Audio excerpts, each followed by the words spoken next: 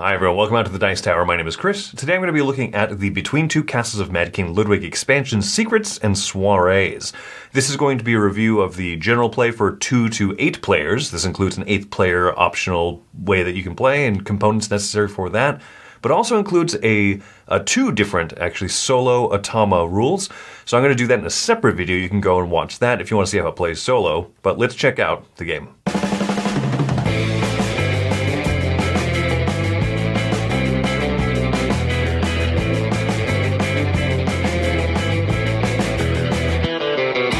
Here's what comes in the Secrets and Soirees expansion. There's a lot of solo stuff over here that I'm going to do in a complete separate video. Actually, I'm going to show you how both solo modes work, the 2 different versions of it. So we're not going to worry about that.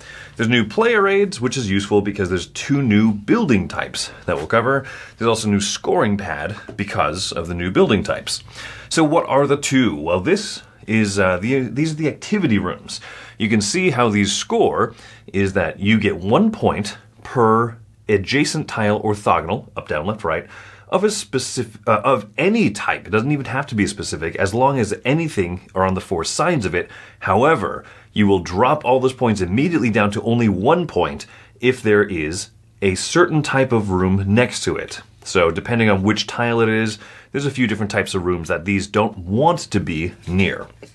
You don't really want your sleeping chambers or anything near the bowling alley. It would make sense. Now, the other type of tile in the game are these. These are the secrets chambers. How these work is they will simply copy, in all regards, the building, maybe to the left, or to the right, or above, or below, wherever you place this one. So, if I were to copy the bowling alley, I would get. This is basically a carbon copy of this card in all directions, right? It is the same type of room, it has the same scoring conditions, and it even has the same fixture for the fixture points. There's also extra tiles that come in the game that refer out to the new types of rooms. These tokens here can be put onto the secret chambers.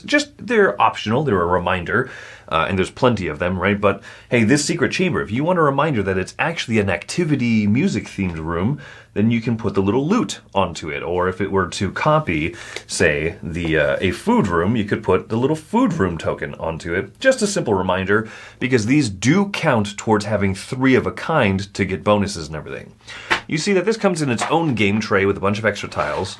It even comes with a new special type. If you get 3 music rooms, then the bonus that you get is you get to draw 3 ballrooms. You get to determine which one you want to keep. And the way that these work is that they will score 1 point for you for each room of a specific type found in the 2 castles beside the 2 neighboring castles. So you get to draw 3, keep 1 of them, and discard the other 2 back. There's also a component in here, an 8th castle, so you can play this game with 8 players, if you so desire. And then, yeah. So the other thing that's notable is that when I saw the box, I assumed that this was going to have to be a secondary box, but this game tray fits specifically in the odd shape that was left behind from the original game. So all of this does fit in the same box. All of this does get fully integrated. You mix all the tiles together. You can throw away the old player aids if you so desire, because the new ones are just comprehensive, and the expansion is all pretty much mixed in there. So the new scoring pad, new this and everything. So that's what comes in the box. Like I said, if you want to go watch my separate video where I'm going to explain both solo modes, you can go ahead and do that. Now, really quick, last few things I would be remiss not to mention. It does come with more bonus cards, of course, but also this includes rules, a rules variant for when you're playing 2 to 8 players, kind of 1 to 8 players because of the solo stuff. But you can play a variant where you build your own castle. If you don't want to be building between the 2 castles like you do in the original game, you can simply be building up your own castle, and you have a variant rule system where when you draft tiles, you will draft 1 tile for yourself and 1 tile for the next person. And so the player behind you will, of course, be drafting a tile for himself and saying, hey, you build this one.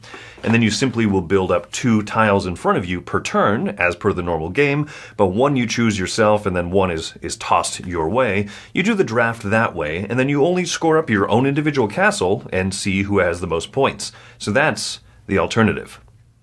The Secrets and Soirees expansion is a very simple expansion to add in. And in fact, it's so simple to add in that it feels like part of the game, right? It doesn't even feel like you're playing a game with an expansion at any point.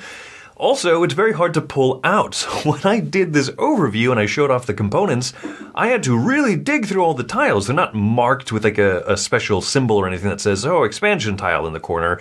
They just are, so you have to know what you're looking for. And there's certain of those tiles like, oh, the craft room that scores points for the activity or music rooms to its side. I had to really dig through there. This is an expansion that you integrate into the box and then you do not separate. You saw that the insert literally fits into the base box, integrated into the game. So if you're looking for that, that's great. If you want something that, you can, put in and take out if you want, this is not going to be the expansion for you.